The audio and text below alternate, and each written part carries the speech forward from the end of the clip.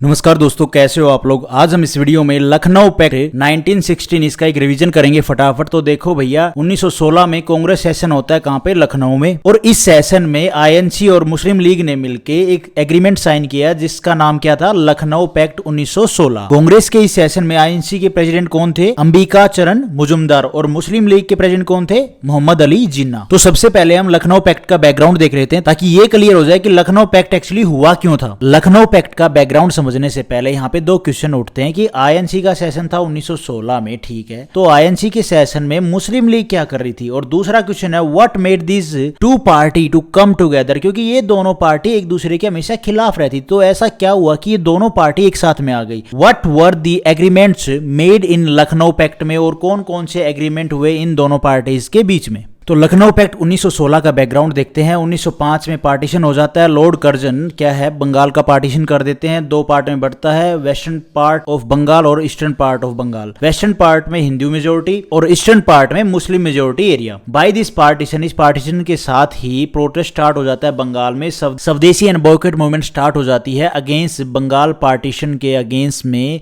स्वदेशी and boycott movement start हो जाती है 1905 में। But in this movement Muslim partition less. इस मूवमेंट में ये जो स्वदेशी एंड बॉयकॉट मूवमेंट चली, इसमें क्या है, means by this Bengal partition only Hindu were sad and angry. ये जो बंगाल का पार्टीशन हुआ, इससे हिंदुओं को बहुत ही स्थिति पहुंची थी। By this Bengal partition only Hindu were sad and angry. ये जो बंगाल का पार्टीशन हुआ तो हिंदू ही एंग्री थे, गुस्सा थे कि भैया इस पार्टीशन करने की जरूरत क्या थी। बट मुस्लिम क्या थे, वो हैप्पी थे, वेलकम दिस पार्टीशन, उन्होंने इस पार्टीशन का वेलकम किया। Before partition Hindu were in majority in Bengal. जब पार्टीशन नहीं हुआ था, 1905 में पार्टीशन नहीं हुआ था, तो पूरे बंगाल में हिंदू क्या मेजोरिटी में थे, Muslim in minority. By this partition was favourable for Muslim. और ये जो पार्टीशन हुआ इसलिए मुस्लिम्स के लिए तो ये हैप्पी की बात थी, क्योंकि ईस्टर्न जो बंगाल बना, इसमें क्या है, मुस्लिम ज्यादा थे, तो अब ये मेजोरिटी में आ चुकी थी।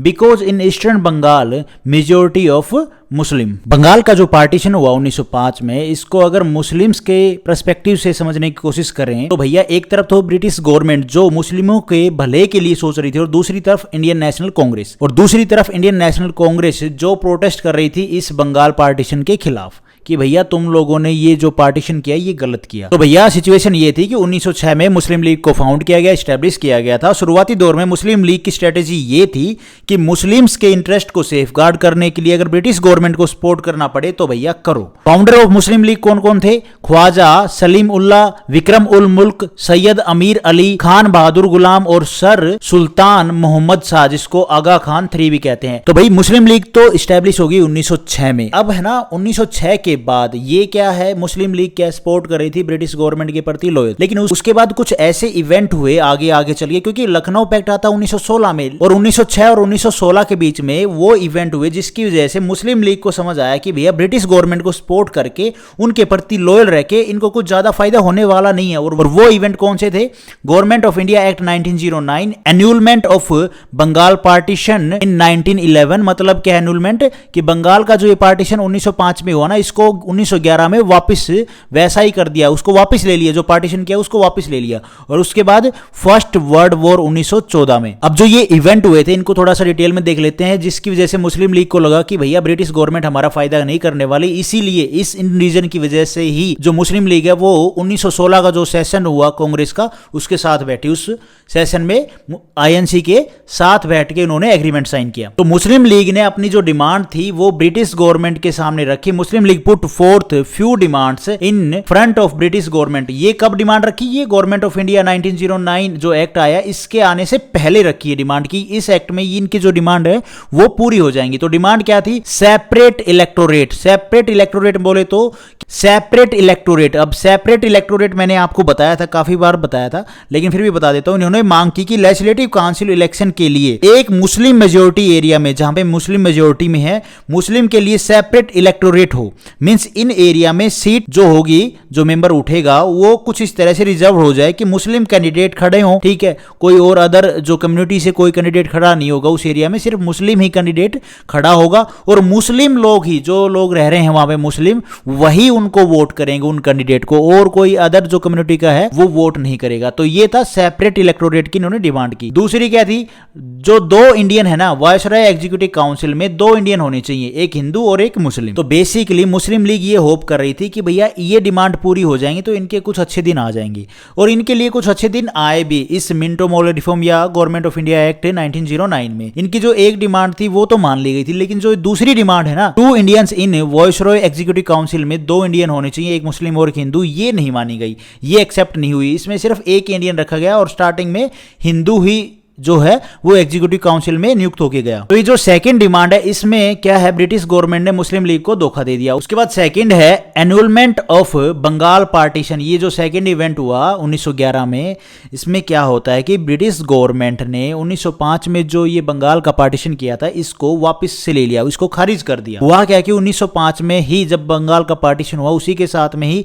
स्वदेशी और बायकॉट मूवमेंट स्टार्ट हो गया पूरे देश में, और कहीं ना कहीं ब्रिटिश गवर्नमेंट को ये क्या प्रेशर झेलना पड़ रहा था कि भैया ये तो हैवी प्रेशर है, जिसके चलते ब्रिटिश गवर्नमेंट ने क्या है इस पार्टीशन को खारिज कर दिया गया, और वापस में जो बंगाल अब जो पहले अनडिवाइडेड बंगाल था उसी सिचुएशन में आ चुका था। तो इससे हिंदू तो खुश थे, लेकिन मुस्लिम कम्युनिटी, मुस्लिम लीग इससे खुश नहीं थी बिल्कुल भी। तो मुस्लिम लीग के लिए ये तो भैया सेटबैक था। अब वैसे ये 2 जो इवेंट हुए ना यही काफी थे मुस्लिम लीग को ये समझाने के लिए कि भैया ब्रिटिश गवर्नमेंट उनकी डिमांड को लेके सीरियस नहीं है। अब जो थोड़ी बहुत कसर बाकी रह गई थी मुस्लिम लीग की ये 2 इवेंट होने के बाद भी ना समझने के लिए, थोड़ी बहुत कसर थी कि भैया ये ब्रिटिश गवर्नमेंट हमारे फेवर में है या नहीं है। तो इनके बाद एक तीसरा इवेंट और हो गया, क्या, फर्स्ट वर्ल्ड वॉर 1914 में। अब यहां पे ये तीसरा इवेंट कैसे इंपैक्ट करता है भैया मुस्लिम लीग को, ओटोमन एम्पायर तुर्की। देखो फर्स्ट वर्ल्ड वॉर में ओटोमन एम्पायर भी पार्टिसिपेट कर रहा था, और ओटोमन एम्पायर के सुल्तान जिन्हें खलीफा या खालिफ भी कहा जाता है, उन्हें पूरी दुनिया में मुसलमान अपना क्या समझते हैं, स्पिरिचुअल जो लीडर है वो मानते थे। इसका मतलब ये क्या, इंडिया में जो मुसलमान थे वो भी उनको अपना स्पिरिचुअल जो लीडर है वो मानते थे। अब बात ये थी कि फर्स्ट वर्ल्ड वॉर जो हो रहा था वो 2 ग्रुप के बीच में हो रहा था, अलाइड पावर और सेंट्रल पावर। तो भैया फर्स्ट वर्ल्ड वॉर में जो अलाइड पावर थी वो देख लो, एक साइड में था Britain, France, Japan, Russia, Italy, ठीक है, और सेंट्रल पावर में कौन थी, जर्मनी, ऑस्ट्रेलिया, हंगरी, बुल्गारिया और ओटोमन एम्पायर, ठीक है। ये क्या है, एक दूसरे के अपोजिट में थे ये सारी, ये इनसे लड़ रहे थे, ये इनसे लड़ रहे थे, मतलब ये सारी एक कंट्री एक साइड में, ये कंट्री एक साइड में। मींस ओटोमन जो एम्पायर है वो क्या है, ब्रिटेन के खिलाफ लड़ रहा है भैया। तो मींस ओटोमन एम्पायर, मुस्लिम के स्पिरिचुअल जो लीडर हैं वो ब्रिटेन के अगेंस्ट में लड़ रहे हैं, यहाँ पे ब्रिटेन, ये ओटोमन एम्पायर, ये तो भैया अगेंस्ट हो गई। अब भारतीय जो मुस्लिम हैं इनकी लॉयल्टी किसकी तरफ रहेगी,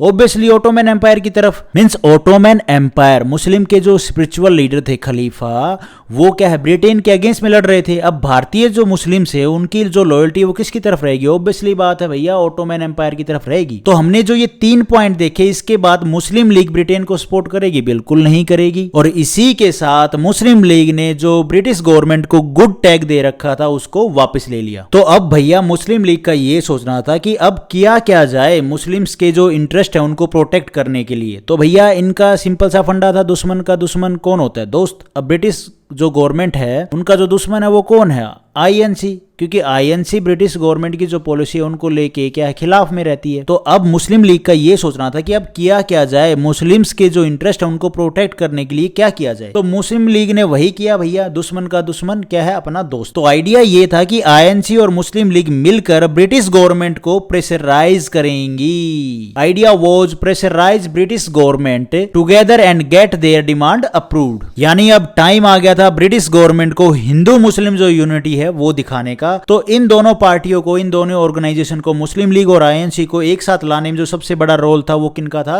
इन जनाब का था, जिन्ना का। Jinnah play an important role in bringing INC and Muslim league together, क्योंकि जिन्ना ने आईएनसी को ज्वाइन किया था 1906 में। यानी जिन्ना साहब क्या है उस टाइम पे दोनों ऑर्गेनाइजेशन मुस्लिम लीग और आईएनसी के मेंबर थे। इनफैक्ट इन्होंने कांग्रेस को काफी टाइम बाद छोड़ा था, 1920 में इन्होंने कांग्रेस को छोड़ा था। तो इन्हीं की कोशिशों के कारण दोनों ऑर्गेनाइजेशन ने ये डिसाइड किया कि वो मिलकर एक साथ सेशन करेंगे, जो आईएनसी के सेशन होते हैं वो मिलकर एक साथ करेंगे। और सरोजनी नायडू मैं इनका नाम लिख देता हूँ, सरोजनी नायडू ने इन्हें टाइटल दिया क्या, you are a true ambassador of Hindu Muslim unity. अब यहाँ से ना सीधा एमसीक्यू बनेगा, क्वेश्चन पूछ लेगा the true ambassador of Hindu Muslim unity कौन थे, जिन्ना, गांधी जी, 4 ऑप्शन दे देंगे तो कौन, जिन्ना। और किन के द्वारा, ये भी रिपीट, ये उल्टा क्वेश्चन भी बन जाएगा कि भाई किन के द्वारा ये बोला गया है जिन्ना को कि वो थे true ambassador of Hindu Muslim unity, तो सरोजनी नायडू के द्वारा। ये तो था बैकग्राउंड जिसमें हमने तीनों इवेंट देख लिए, जिसकी वजह से मुस्लिम लीग का जो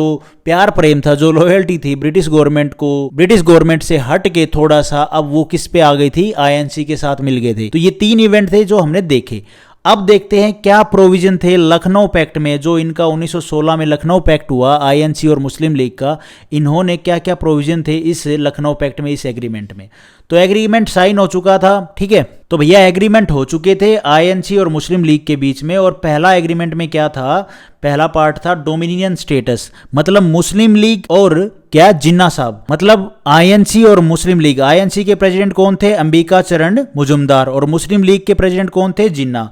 इन दोनों ने एग्री किया कि दोनों पार्टी एक साथ मिलकर इंडिया में सेल्फ गवर्नमेंट बनाने की जो डिमांड है वो करनी चाहिए दोनों पार्टीज को, ठीक है जी। उसके बाद सेकंड था representation in central legislature agreement. उसके बाद सेकंड जो एग्रीमेंट में था प्रोविजन, वो था भैया रिप्रेजेंटेशन इन सेंट्रल लेजिस्लेचर, कि सेंट्रल लेजिस्लेचर में किसको कितना रिप्रेजेंटेशन मिलना चाहिए। बेसिकली 1906 का जो ये गवर्नमेंट ऑफ इंडिया एक्ट 1906 आया था, जिसको मिंटो मॉर्ले रिफॉर्म भी बोला जाता है, इसमें सेंट्रल लेजिस्लेचर असेंबली में टोटल जो मेंबर थी उनकी संख्या थी 60 फिक्स कर दी गई थी। और लखनऊ सेशन में मुस्लिम लीग और आईएनसी ने इस जो ये लखनऊ पैक्ट हुआ, इस लखनऊ सेशन में मुस्लिम लीग और आईएनसी ने इस बात पर एग्री किया कि मेंबर की संख्या को बढ़ाकर 150 कर देना चाहिए। कितना, 150। और जिसमें 75 एटलीस्ट 75 लोग होंगे, वो कौन होंगे, इंडियंस होंगे, ठीक है जी। और इन 75 में 1/3, जो ये मैंने यहाँ पे लिख रखा है ना, 1/3 कौन होंगे, मुस्लिम होने चाहिए। तो 75 में मुस्लिम लीग ने 1/3 की डिमांड की। 1/3 75 का कितना हो गया, 25 सीट पे मुस्लिम के लिए रिजर्व होनी चाहिए। और मुस्लिम लीग ने ये भी बोला कि जो ये 25 सीट है ना, ये सेपरेट इलेक्टोरेट पे होनी चाहिए। Now they wanted separate electorate for that of 1/3 seat के ऊपर, कि भैया जो ये 25 सीट होंगी ये सेपरेट इलेक्टोरेट में होंगी। कि अब सेपरेट इलेक्टोरेट मैंने आपको बताया पीछे क्या होता है, ठीक है। तो लखनऊ पैक्ट में आईएनसी और मुस्लिम लीग के बीच में समझौता हुआ कि जो ये 1/3 है सीट,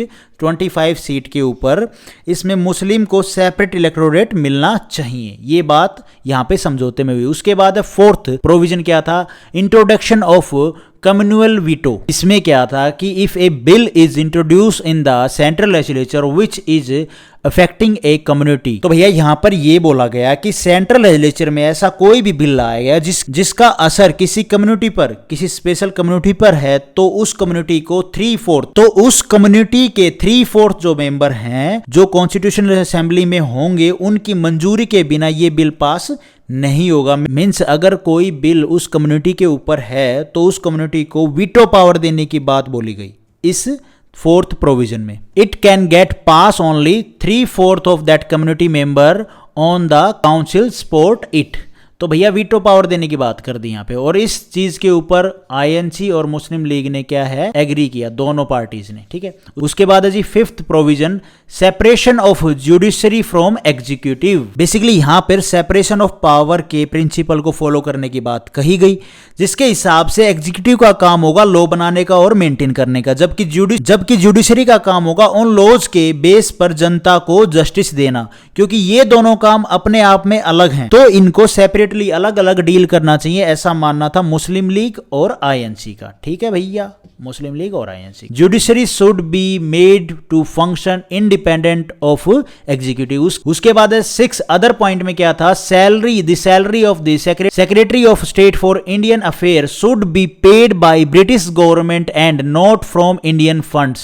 क्या होता था कि ब्रिटिश गवर्नमेंट ने अपनी सभी कॉलोनीज के लिए एक कैबिनेट मिनिस्टर रखा हुआ था, ठीक है। तो भैया इंडिया के लिए भी, इंडिया क्या है, ब्रिटिश गवर्नमेंट की एक कॉलोनी थी, तो इसके लिए भी एक कैबिनेट मिनिस्टर होता था। कहां पे होता था, वो ब्रिटेन में होता था। यहाँ पे इंडिया में उनके बिहाफ पे कौन काम करता था, वायसराय। तो जो कैबिनेट मिनिस्टर रखा हुआ था ना, जिसे सेक्रेटरी ऑफ स्टेट कहा जाता था, और इंडिया के लिए जो सेक्रेटरी ऑफ स्टेट था उसको सैलरी इंडिया के फंड से दी जाती थी। और आईएनसी और मुस्लिम लीग ने इस बात पे एग्री किया कि वो दोनों एकजुट होकर, इकट्ठा होकर ये डिमांड करेंगी जो ये सेक्रेटरी ऑफ स्टेट है ना, इसकी जो सैलरी है वो इंडियन फंड से ना दी जाए। तो तो ये एक पॉइंट था जो इन प्रोविजन में लिखा हुआ था। उसके बाद term of legislature council should be made 5 year. इसके अलावा आईएनसी और मुस्लिम लीग ने इस बात पर भी साथ दिया, इस बात पे एग्री किया कि लेजिस्लेटिव काउंसिल की जो टर्म है वो 3 साल से बढ़ाकर अब 5 साल कर देनी चाहिए। तो होप आपको लखनऊ पैक्ट 1916 का एक बेसिक सा आइडिया हुआ होगा कि इसमें भैया मुस्लिम लीग किन रीजन की वजह से आईएनसी के साथ में आई, और आईएनसी के साथ में आने के बाद जो लखनऊ पैक्ट हुआ इसमें कौन कौन से प्रोविजन हुए जो मेन थे। गाइज ये था लखनऊ पैक्ट 1916 का एक बेसिक सा रिवीजन। होप आपको एक बेसिक सा आइडिया हुआ होगा कि मुस्लिम लीग लखनऊ पैक्ट में जो आईएनसी का सेशन था इसमें आईएनसी के साथ कैसे आई, कौन कौन से रीजन थे, कौन कौन से ऐसे इवेंट हुए थे, और मुस्लिम लीग के साथ आने के बाद जो ये एग्रीमेंट हुआ लखनऊ पैक्ट में कौन कौन से प्रोविजन हुए जो मेन थे, इनका आपको एक बेसिक सा आइडिया हुआ होगा। Thank you for watching this video. Video आपको ठीक लगी तो लाइक करना, चैनल पे नए हो तो गाइज सब्सक्राइब करना।